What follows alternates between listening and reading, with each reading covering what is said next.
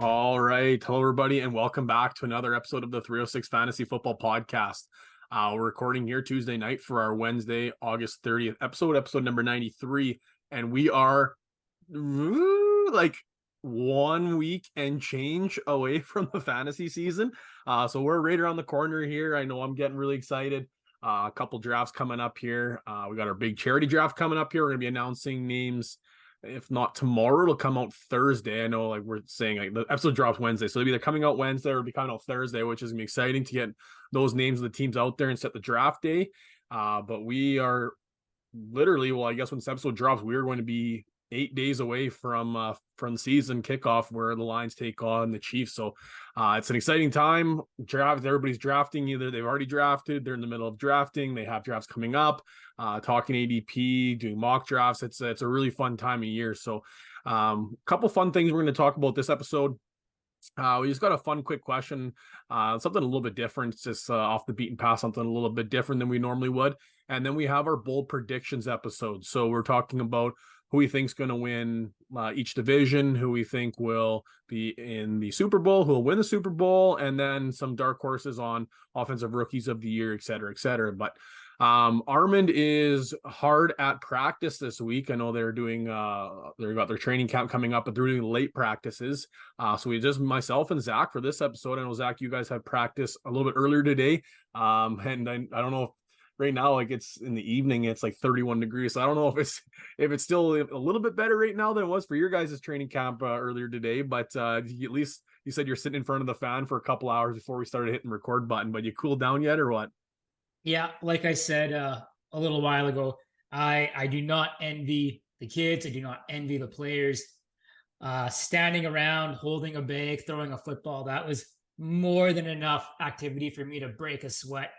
I can't imagine doing suicides and doing all that stuff. So credit to the kids. And yeah, you're right. Like it's not a lot cooler now than it was at say 4 o'clock. So hopefully Armand and the guys there at St. Mary's are a little bit cooler than we were this afternoon. This is a fun time to be a high school teacher, man. Like I remember school startup. Say what you want about school startup. It's a tough time, summer is ending, you're going back to work and stuff. But at the same time, school startup means football season's around the corner, and you get the kids out for the first couple practices, then you get your training camp game or your exhibition game, and then seasons go full go, man. That's good stuff. We were at the school today. I'm going to catch up with a couple of football coaches at the high school there that I used to teach at, and it was fun to talk shop and kind of see where they're going. I know you guys are like they're doing a separation, obviously, and I know we know what we're talking about. People listening, maybe not so much, but where like our rural teams here in Saskatchewan, especially in North Saskatchewan, they always play in the Saskatoon League, and they're actually separating this year. So they're going to have their own two separate entities, a couple crossover games here and there, but there'll be a Saskatoon League champion and there'll be a rural champion. So it's going to be a different season for high school football, but exciting time nonetheless. So I know, who's your guys' crossover game, Zach, for the rural? Do you remember? We don't do a crossover game. Like not every Saskatoon would get that opportunity. Yeah, I guess it's not enough rural teams. Yeah, so like I think it goes in every 2 year cycle. So like next year we would have either a home or away game against one of those 5 teams. Yeah, exciting time. I'm curious on how it's all going to work out, and I know it'll be a lot of fun to watch the North versus North, whatever semifinal or quarterfinal or whatever that provincial final is going to be. So it's exciting time, regardless. If for those high school kids that are listening out there, good luck with your upcoming football seasons. But we'll get things started here with our 22 Fresh Quick Question of the Week. And this one's one I wanted to put on the docket for a while, but I know it can be a little bit on the longer, maybe not the most quick question we could possibly put out. But with the duration of this episode, it's not going to be super long. It's just one of those ones that's a little shorter in comparison as we're leading into the fantasy season. But this one is, who would be on your Mount Rushmore of favorite either NFL or fantasy players? And for those of you that aren't familiar with Mount Rushmore, there's 4 famous heads. So in this one, you'd have 4 famous players or 4 of your favorite players or 4 of your favorite fantasy players or whatever it may be, a combination of on those individuals. So who would you be putting on the faces of the mountain as your favorite player? So Zach, just the two of us here, you might as well take it away here and share your fantasy or NFL Mount Rushmore. Yeah, so I went favorite NFL players, and as a Pats fan, I've been very spoiled over the past 20 plus years. So my Mount Rushmore kind of looks like a who's who of 2000s and 2010 NFL stats. Yeah, So soon to be Hall of Famer, soon to be Hall of Famer. yeah, Questionable, maybe Hall of Famer, definitely what's called the Ring of Honor, and then yeah, Hall of Famer. So yeah. there shouldn't be any surprises here. So you can't do a Mount Rushmore of any successful NFL players and not include Tom Brady. So that's the first one that we're chiseling in stone, and then uh Ocho or Rob Gronkowski himself, um, whatever his goofy Ocho 7-0 nickname is, I don't know, but Rob Gronkowski for sure has to be up there in my mind. The best tight end to ever play the game. He'll get it done through the air, but also in the run game. So Gronk has to be up there. And then I went with my favorite NFL player, Julian Edelman. Uh, while likely not a NFL Hall of Famer, certainly a Patriots Hall of Famer, a Patriots Ring of Honor member. That guy was just tough as nails, gritty, and has a great personality.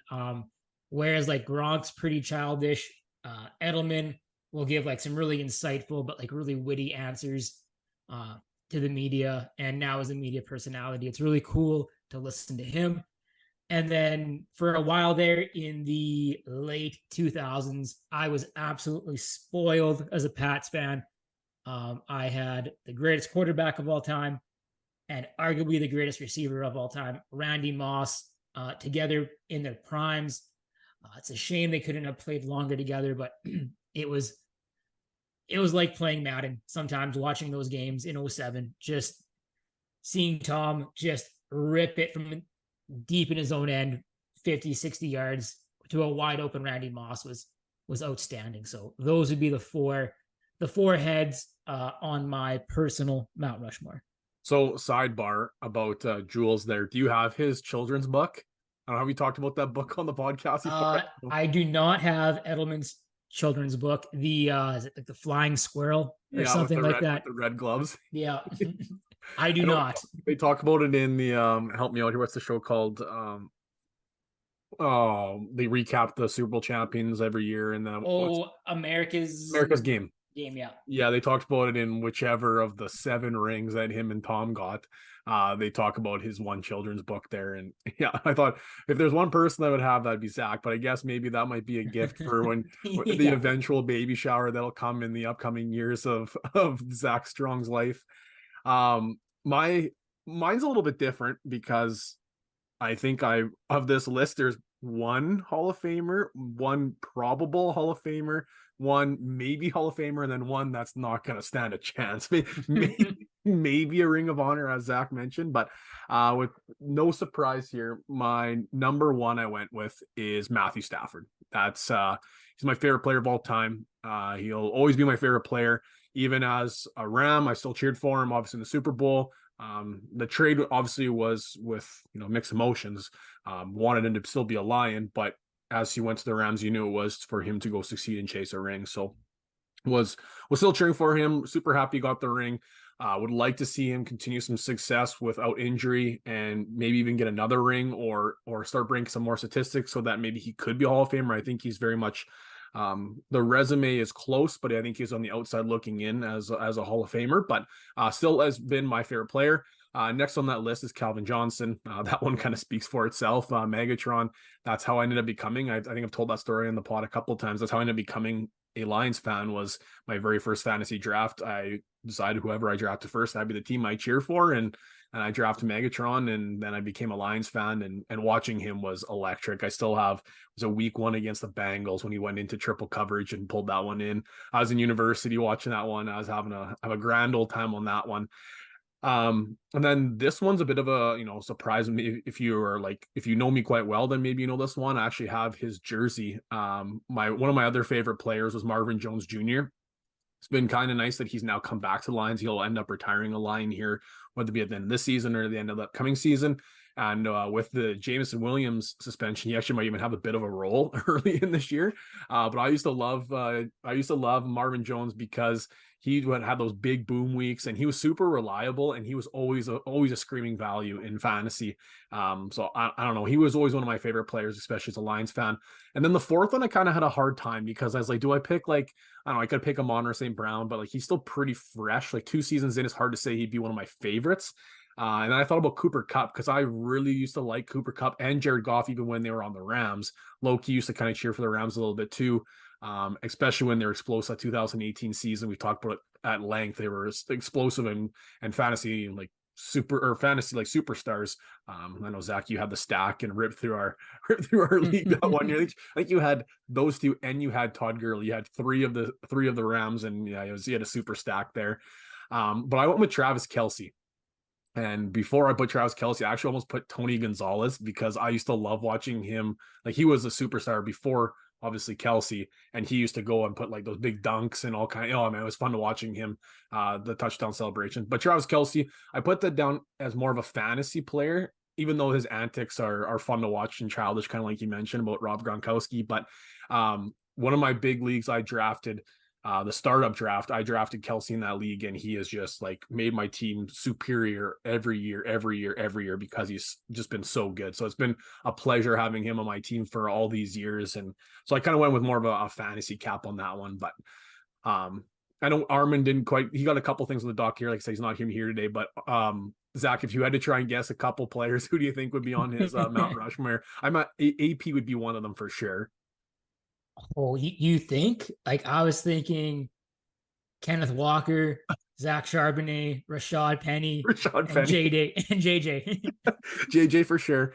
AP Yeah. maybe. Well, Rashad Penny's a dunk. yeah, like without question, like AD should be there, deservedly should be there. Yeah. But like, it's no secret how the guy feels about those three former Seattle Seahawk running backs. We'll just say Kirk Cousins, just so if he actually listens to this one, he actually has like a rage fit driving to work. We say Kirk Cousins. Oh man, that'd be outstanding. We'll dive into a couple things here. We got our insiders and headliners, a couple things just to talk about.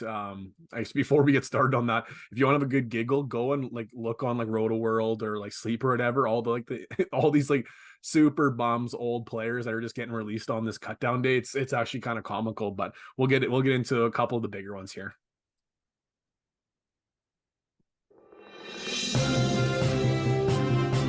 I've just been handed an urgent and horrifying news story.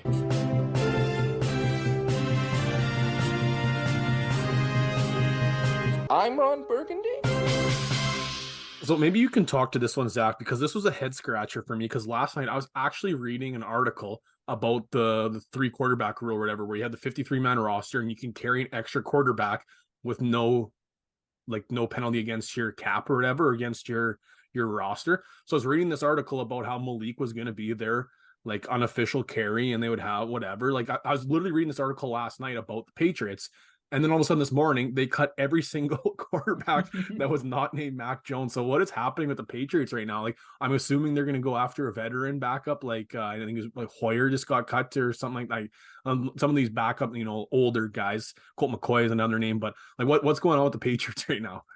I could go and do like an entire episode on this alone. But to keep it short, I think right now to start the season, it was just like a numbers game. Their offensive line had some holes going into the offseason, and seemingly they decided to solve the holes not with quality, but with quantity. And then to start training camp, like all those guys they brought back or signed got injured. Their first preseason game, they had one starter from last year start the game, and he sucks. So like it was tough. So they kept 11 offensive linemen. They just traded for 2 of them. So they kept 11 offensive linemen. That's like 20% of the team right there. So I think that had a lot to do with it. They also kept 6 wide receivers, which is very uncommon. Usually the Pats would keep 4 or 5, but both of their rookies, Douglas and Butte, probably wouldn't make it through waivers. So everything I've read is that Tyquan Thornton is injured, and they couldn't have put him on IR during the preseason without him missing the entire season. So they had to keep him on the initial roster so they could put him on IR for 4 weeks. And then it gets down to the two quarterbacks. You're absolutely right.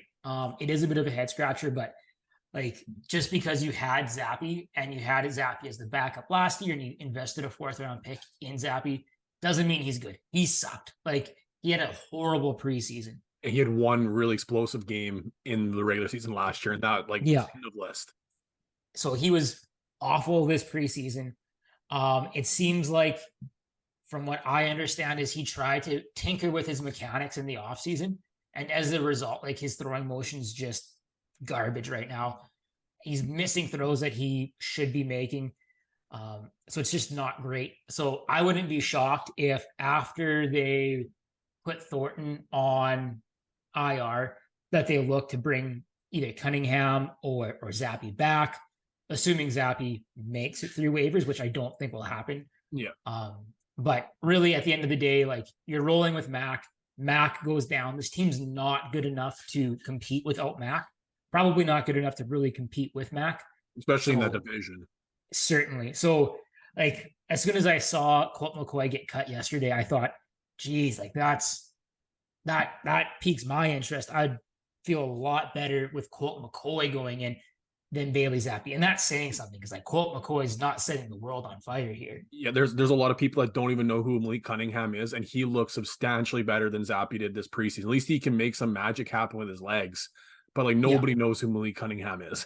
So like I would hope that they can get, Hoyer or McCoy, like you mentioned, on the active roster in the coming days, get Cunningham on the practice roster, because like neither Zappe, Hoyer, McCoy, or Mac is going to simulate these athletic rushing quarterbacks that the Pats have to face, whereas Cunningham can. So yeah, I was gonna. My one thought was that they're hoping that one, if not both, would clear waivers and make it to the practice squad. And quote me if I'm wrong. Hasn't Hoyer been the backup for the Pats before? Like twice. Yeah. He signed as an undrafted free agent like ages ago. Was there for a long time. Got released or got cut or whatever, or signed somewhere else. Like Houston, kind of bounced around Cleveland, I think. Yeah, Came back. For sure once more, came back, and he was competing with Stidham and Newton there like in 21. That's right. Yeah. And then he was there last year and he lost to Zappe. So he's been there for sure, like in 2 separate instances, maybe 3. I wouldn't be shocked if it was 3 actually. just the dog you keep kicking out that keeps coming back. Well, he's like that comes back. There was a lot of conversation last offseason. Like you got Patricia and you got Judge there. Neither of them really know offense. Like they should have kept Hoyer as like the unofficial quote unquote OC, or at the very least like quarterback coach, right? At least the guy's been around enough that he knows the Patriot offense. Right. 2 other things we'll mention quick here. Both are pup related. The one not surprising is the Kyler Murray being placed on the pup. I was optimistic that he might play earlier than that, like maybe week 2, maybe week 3. Now, just for people that are unaware, the pup is different in the preseason than it is in the regular season. In the preseason, you can go up and down, up and down, up and down. It doesn't matter. But in the regular season, once you're placed on the pup, it's a 4-week minimum. So that means that Kyler Murray for sure will miss the first 4 weeks. I know we talked about a little bit when we were drafting the other day. I spent my very last pick on him just as a flyer, put him on your IR, and then hope to bring him back and he'll be good. But there's some rumors that he might not even play this year and they might go full tank mode. They've already started unloading a lot of players off their roster. So something interesting to monitor as we start progressing throughout, obviously, the season. And then the other one was we had our last quick question of the week last week was, where's Jonathan Taylor going to play? And I guess the answer is Indianapolis. As of right now, at least they put a timeline on when they were going to stop fielding trade calls and move forward with him. That was before you had to place him on the active pup. No trade was done. Miami sounded like they were close, but there's a couple other teams like the Rams and the Eagles all had shown interest as well. But nobody, I guess, gave the offer that was good enough. And he has now been placed on the PUP as well, too, which is super unfortunate. I did not realize that was going to happen. I have him on 2 dynasty teams, and we drafted, was it yesterday? Last night? No, 2 nights ago. 2 nights ago. Yeah, 2 nights ago. And I took him. I was like, man, he was falling through the draft, like falling. I was like, okay, this is great value. I'm going to take JT. Maybe he ends up on an unreal roster. No, he ends up on the PUP. So now I have no JT for 4 weeks. So less than ideal on that one. So if you are drafting, and obviously this weekend is like the biggest draft weekend of the year. If you're drafting, that's going to be a big one to be paying attention to, because you might, if you still think he's going to be a really good fantasy value, he might fall down draft boards. But if that scares you a little bit, and that injury, he didn't do anything in the preseason, like 0 preseason, and then now he's going to miss 4 weeks on the PUP, then he's going to be coming back into week 5. It's a little bit concerning. So if you are concerned about the injury, unless you're getting him at a decent value, I'd be trying to avoid him, I think, a little bit, especially if he's in that, like right now he's mid to late second. I think we got him in the 3rd, I think, in that last draft there. But like, unless he's getting into the 4th or the 5th round, like, are you comfortable? Would you be comfortable taking him as your RB2, Zach, even or like RB1 right now? Like, that's risky as all can be, but RB2, like, is that still like a decent enough value to take a swing with him? I guess it really depends on kind of like how you're doing like your roster. Like RB2 on like a 0 RB team, obviously. Yeah. Yeah, probably. I think so. Like, I think the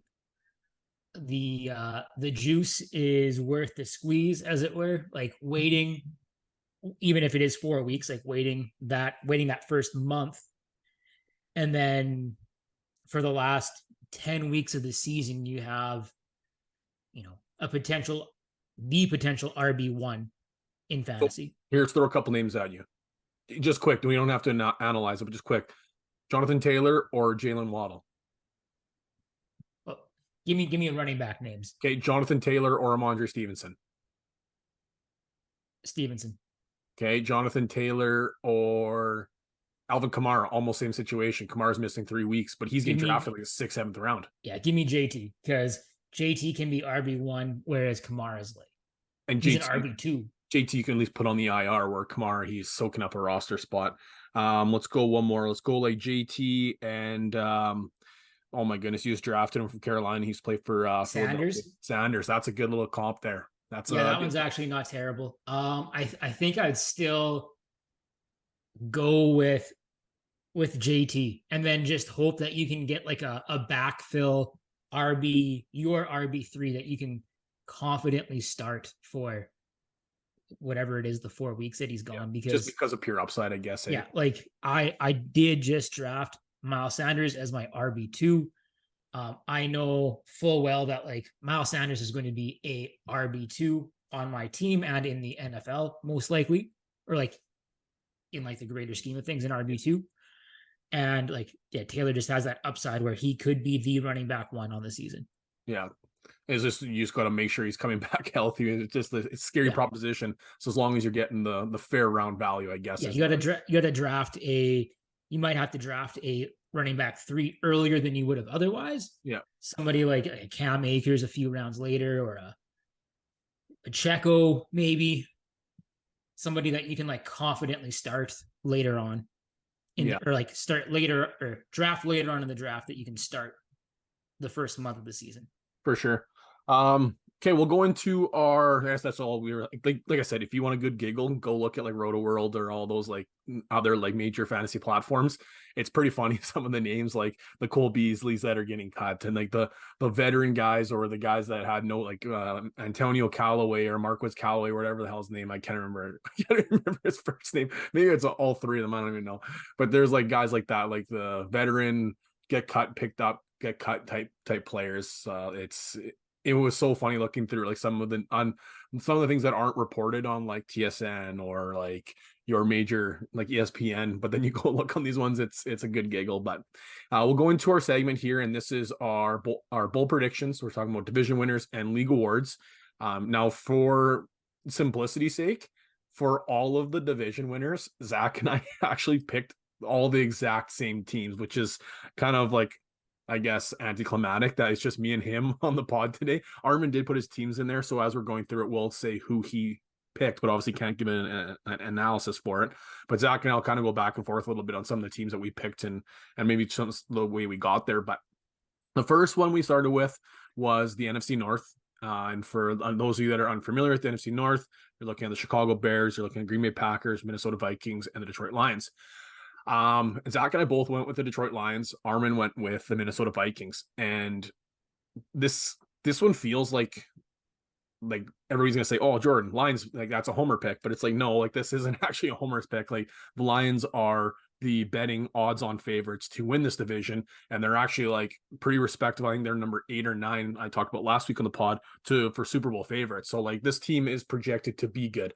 They missed the playoffs last year by, I'm going to say a technicality, but basically it was by like splitting hairs between them and Green Bay and Seattle. Seattle beat the Rams at the 2:00 game to eliminate the Lions, but then if Green Bay won at 7:00, then they got in. But if they lost to the Lions, they both missed it. Like it was kind of fun TV to watch at least. But I talked about why I think the Lions are taking a step forward next year or this upcoming season. Sorry, their offense is the same, if not better. Like you're looking at some of the positions like Goff, you're looking at some of the positions like Armand. They didn't have Jameson for most of the season last year anyways, and they were still good. Khalif Raymond was a really nice like spot start kind of flex player for fantasy, but then they got better at two running back positions.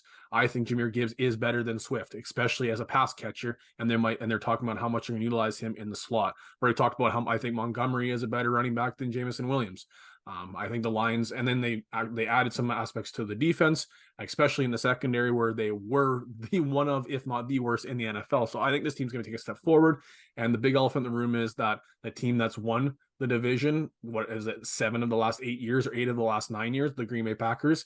Obviously, Rodgers has moved on, and we don't know what we're getting with Jordan Love. So the Vikings, I also think, was like one of the worst division winning teams, like a worse, like was it a 12-5 or 11-6 or whatever they were. Well, they got exposed by the Giants in the playoffs. So I guess I can leave it at that. I could talk about the Lions for as much as I need here, but that's where I'm at. Zach, you want to talk about the NFC South? Yeah, the South is maybe the opposite of the NFC North, where I could have put down 3 teams as potential winners from the NFC North, where the NFC South, I could have put down all 4 teams, but not for the good reason, not because there's 3 or 4 good teams. It's just doggy doo-doo in that division. It's not great. We got the Saints, the Panthers, the Buccaneers, and the Falcons. Not exactly the who's who of NFL high-scoring offenses. So I went with the team that I think has the best quarterback and the team that I think will have the best overall offense in the New Orleans Saints. I have them winning not because they're necessarily a great team, but mainly because they are the best team in a just otherwise awful division.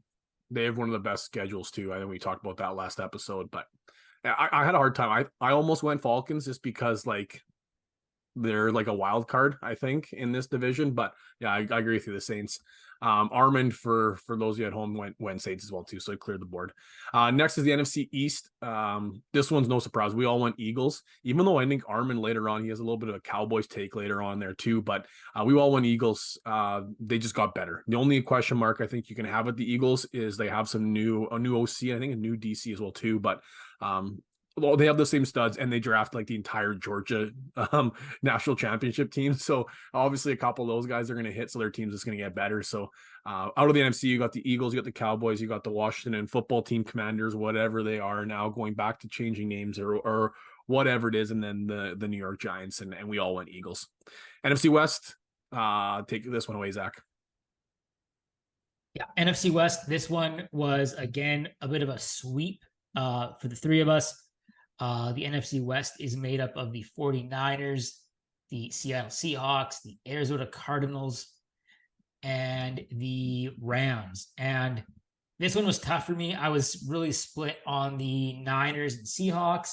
I do like the Seahawks quite a bit, but I ended up going with the Niners because I think to be the best, you probably have to beat the best. And right now, the Niners are still considered the best team in that division. Even though quarterback would probably be their weakest link, I think. But their defense and their ground game should be enough to propel them as long as Brock Purdy can come back to what he was to end the year.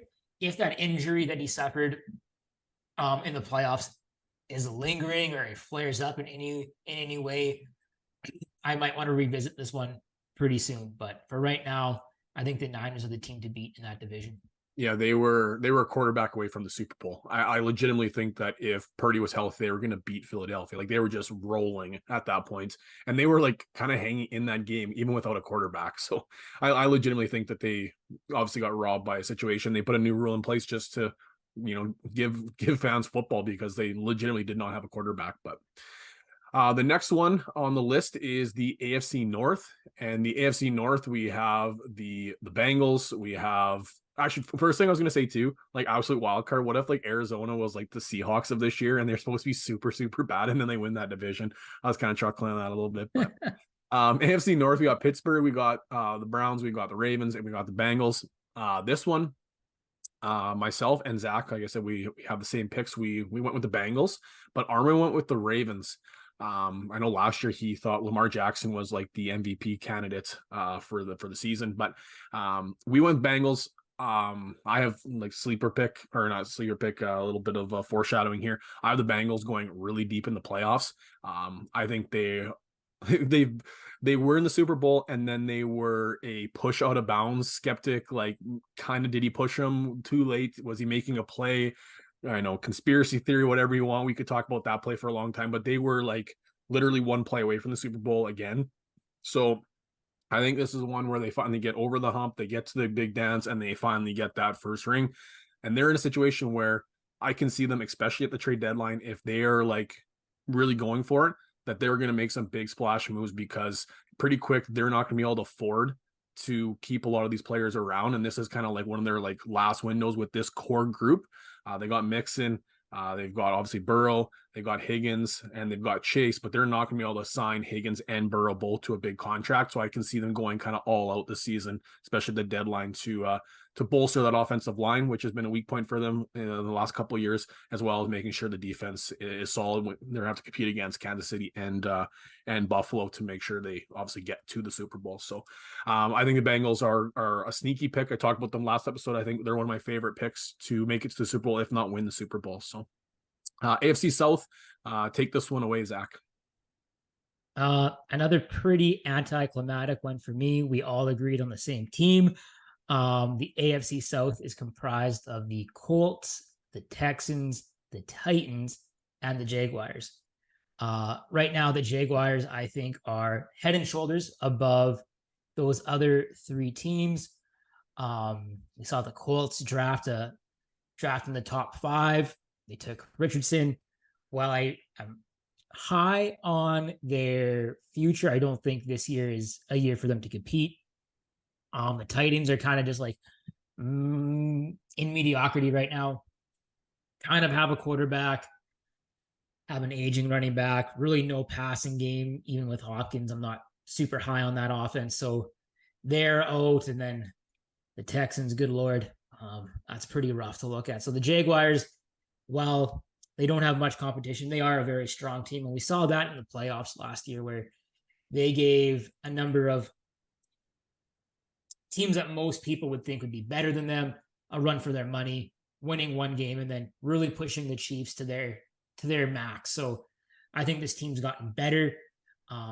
That Calvin Ridley trade last year seems like it's going to pay off in a big, big way for them. Really wish the Pats would have made that trade.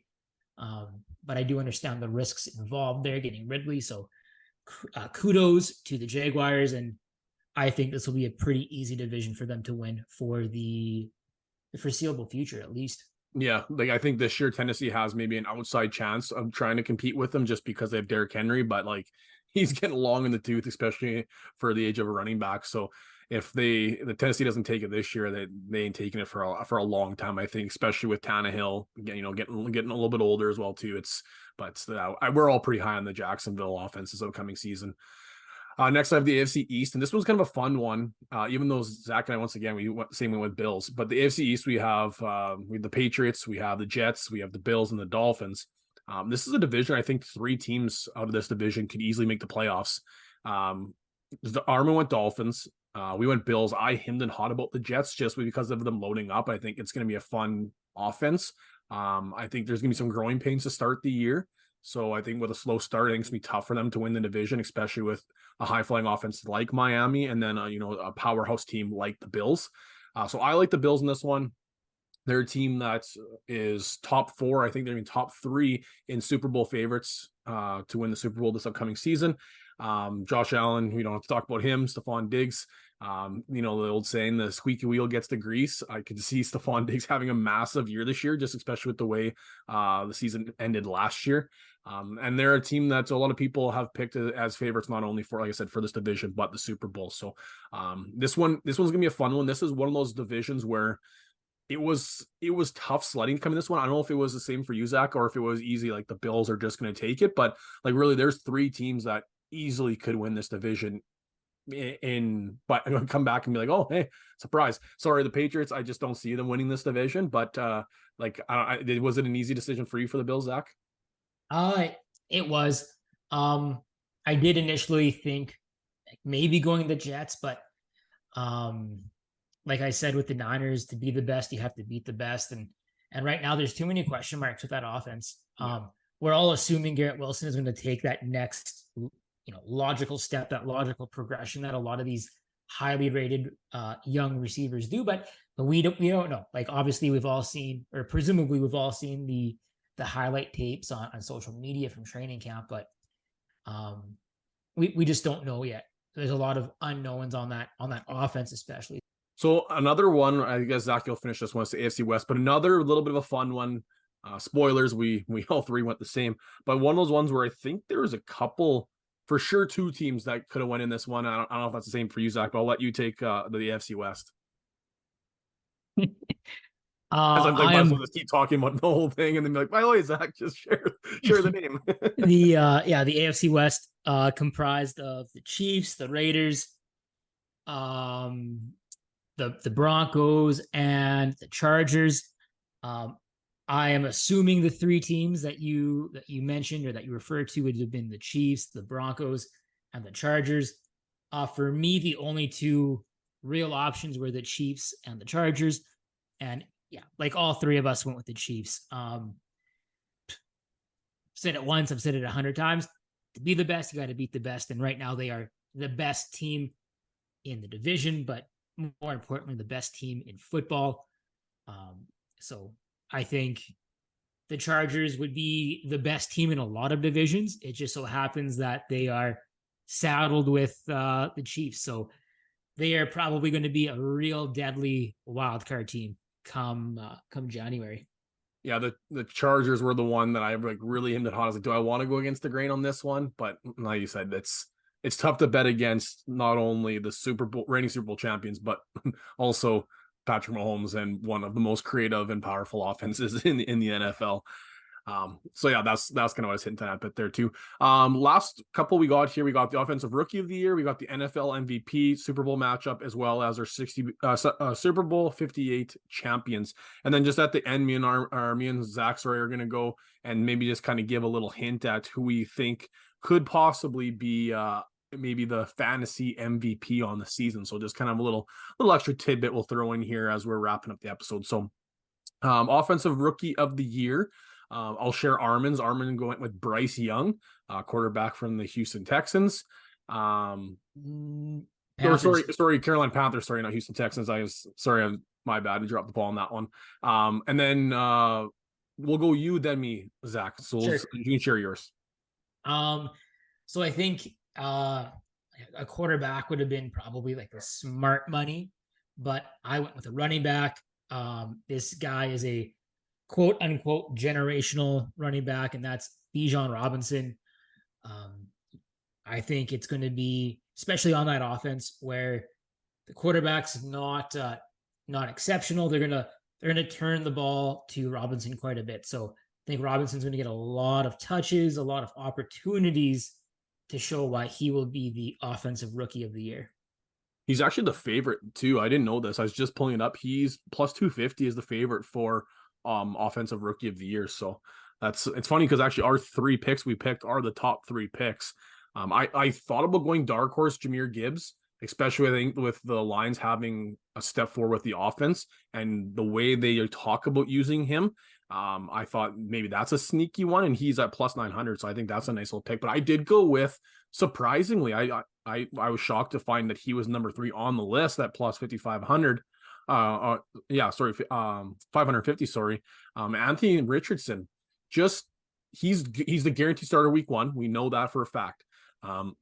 He is one of the most athletic running back or quarterback, prospects that we've seen ever from the combine, and he could this is obviously a bit of a hot take, but he could rush for just as many yards as Bijan Robinson could rush for this year. Obviously, that would be a bit of a down season that what we're expecting from Bijan, and it would be like a crazy year for Anthony Richardson, but that's not out of the realm of possibilities. Like, we might be seeing an RG3 type rookie season here, or a Lamar Jackson type rookie season from Anthony Richardson, just because he is so capable on the ground.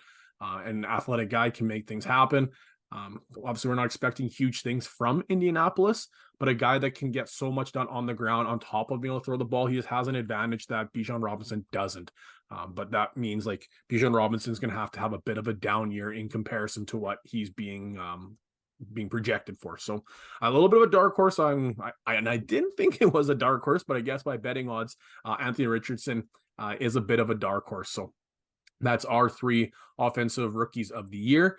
Next, we are going with the NFL MVP, and Armand went with Trevor Lawrence. I know he's been obviously talking about how high he is on the Jacksonville offense. Trevor Lawrence was he was my guy for fantasy football. Very excited about him. And then now obviously Armand is expecting big things too as the NFL MVP, which I would be absolutely thrilled by. That means he'd have like a astronomical season as a quarterback. But Armand was Trevor Lawrence. Zach, who'd you go with as your MVP? I went with somebody that I consider to be one of the most exciting players in the NFL right now. He is the quarterback of one of the highest powered offenses in the NFL. So taking all of that into account, I don't know how we all didn't just agree on Jalen Hurts. Of course, like, be very easy for me to say Patrick Mahomes, but that's boring. Yeah, chalk. Yeah, and this is pretty chalk too. So I'm not going to get too carried away here, but I think Hurts could have arguably won this award last year. So I'm going with the quarterback for the team that I think we'll be talking about in a little while here. So Hurts. Here's a bit of a head scratch, but I was a little bit surprised by this. Where do you think right now, based on betting odds, where do you think Jalen Hurts is as the favorite for MVP? Like 1, 2, 3, 4, 5, 6, 7, 8, 12, etc. I would say he is top 5. I think is very safe to say. I think he should be top 2. Yeah, he's number 5. He goes Patrick Mahomes, Joe Burrow, Josh Allen, Justin Herbert, then Jalen Hurts. And I was high on Herbert last year, but to have him coming off of a bit of a down year and seeing what Jalen Hurts is capable of doing and running that team, that's a little bit crazy. I find it really curious that Allen would be ahead of Hurts. If you're looking at you making the argument, Allen has rushing upside. Well, so does Hurts, and Hurts is better at it. Yeah. Maybe passing yards. Well, I don't know. Look at the weapons they have. I would arguably take for NFL talent, for sure, probably taking Brown over Diggs, I think. And then probably taking Diggs over Smith, but I don't think that's a huge gap. So that's 2 receivers versus 1. And then at tight end, I don't know, Dawson Knox. I like Kincaid, but maybe not as a rookie. And then Goddard's just better. What about Like, Alberto, brand new tight end of the Philadelphia Eagles? yeah, like what are we doing here? Like, I don't know how anybody thought Allen was better than Hurts. So I don't know. Not a gambler, but if I was, maybe I put money on Hurts. Maybe that would pay off. Yeah, I don't know. plus 1200. It's kind of nice. Lamar Jackson's right not far behind at plus 1400. And then Trevor Lawrence is behind him at plus 1400 as well, too. So all pretty good. Like even Tua is a sneaky one deeper down the list. It goes Lawrence, Rodgers, then Tua at plus 2000. It's a little bit of a sneaky pick because like if that offense keeps like if Tua was healthy all last year, I think like he legitimately was in the conversation as the MVP. Like he was having an incredible season with that offense. That And then team would have obviously, been a wagon, I think. yeah, like they were a guaranteed playoff team, if not possibly winning that division. Like that's how good they were. Yeah. And then Like, he goes down for half a season with the concussion, and yeah. obviously the conversation ends there. But I went with Joe Burrow. I didn't realize he was number 2 in this list. I thought he was a bit of a sneaky pick, but I guess betting odds not so much. But I think Joe Burrow is like I talked about this already last bit with the Bengals. I think they're going to have a huge step forward. This is going to be their last hurrah. And the only concern with that Joe Burrow pick is obviously coming off the calf strain. Who knows if he plays even week 1, week 2, and if he's healthy the first little bit of the season. So it is a bit of a gamble on that one, but I think we're going to see a huge season for Joe Burrow in this upcoming year.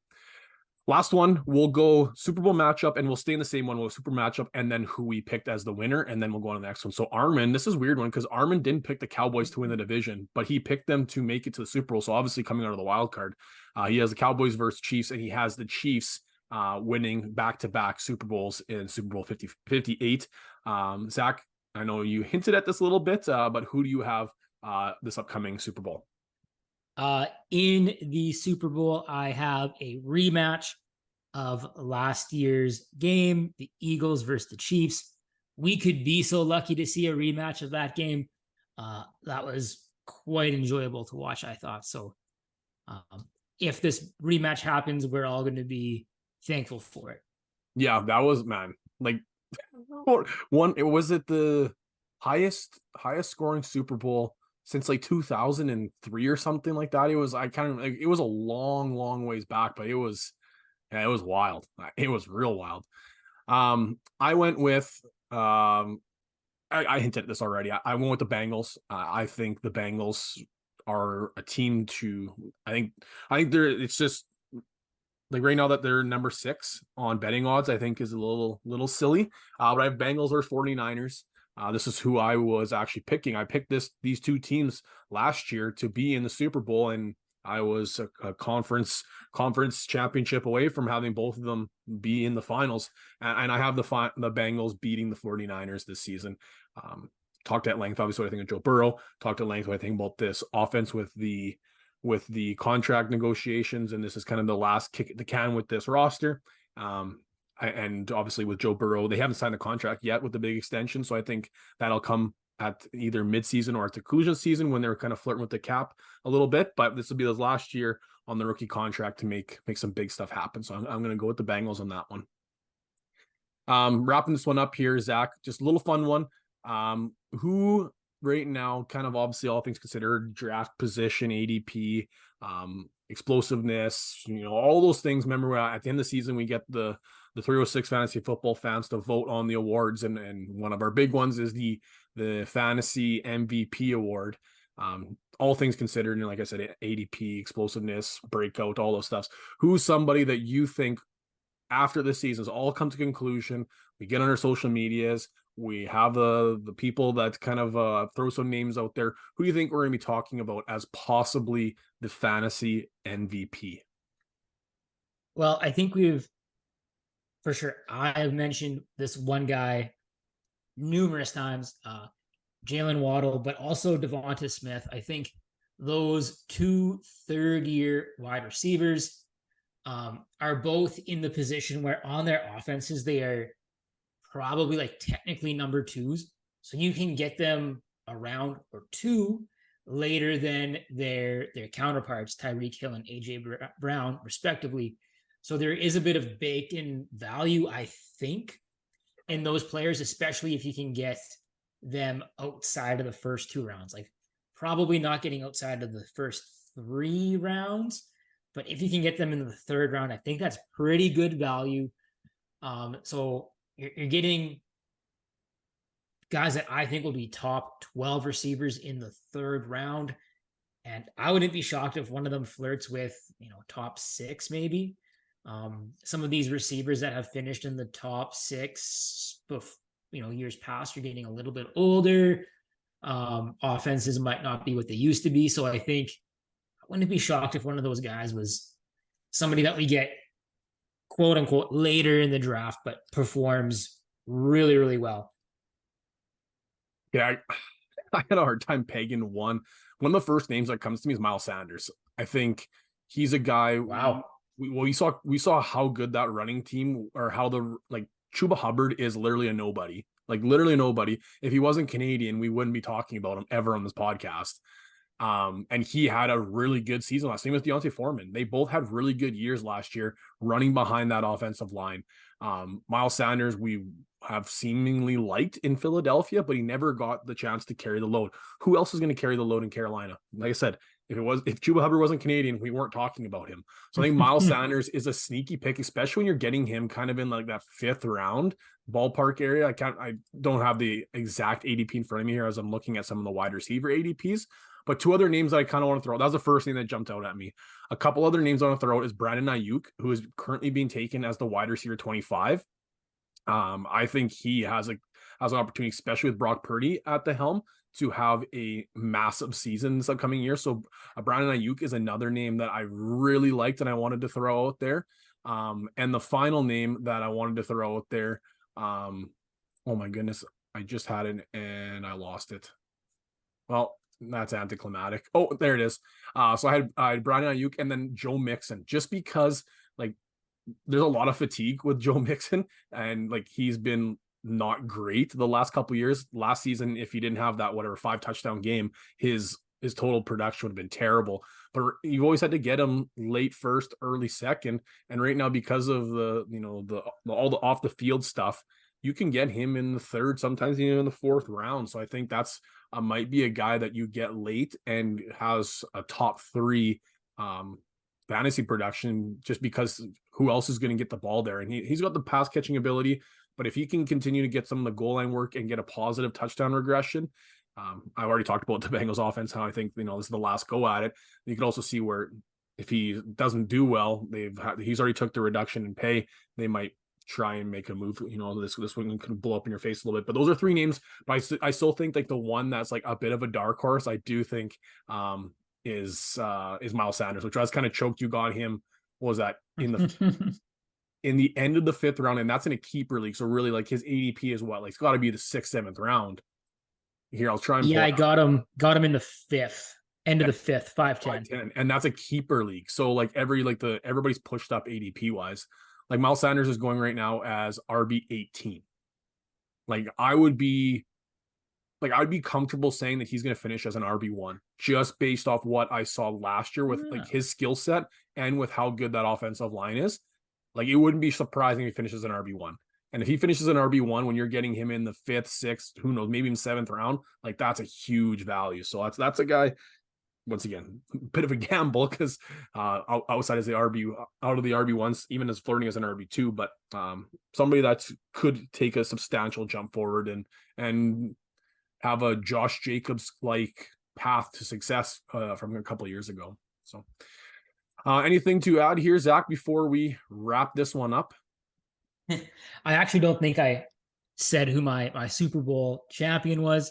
I have the Eagles. That's all right. Don't worry about it. I have the Eagles winning. Kind of like you mentioned there with the Chiefs, with the Bengals, pardon me, how you think it's kind of their year to do it. I think now that the Eagles have had that experience, that defense is as good as any defense in the league. And they got better too. And this offense is just as good, if not better now. So I think the Eagles, it's their year. Yeah. Sorry. I thought you no sweat. Shared it, but they take the rematch, rubber match the following year, I guess, too. I guess that's going to do it for episode number 93. Next week, we're recording for our Wednesday episode number 94, and we will be starting to talk about week 1 preparation. like next week we have fantasy football, and it is like literally around the corner. Like I could not be more excited. Like I said, by Thursday night, I will be incredibly glued to the TV, and I'm either going to be the happiest guy in the world Friday, or I'm going to be super bitter going into work Friday after a dirty licking. But on behalf of myself, Zach, and then Armand, who was not able to be with us this evening, thank you very much for listening to episode 93. For those of you, after we announce here shortly who will be in our charity league, good luck.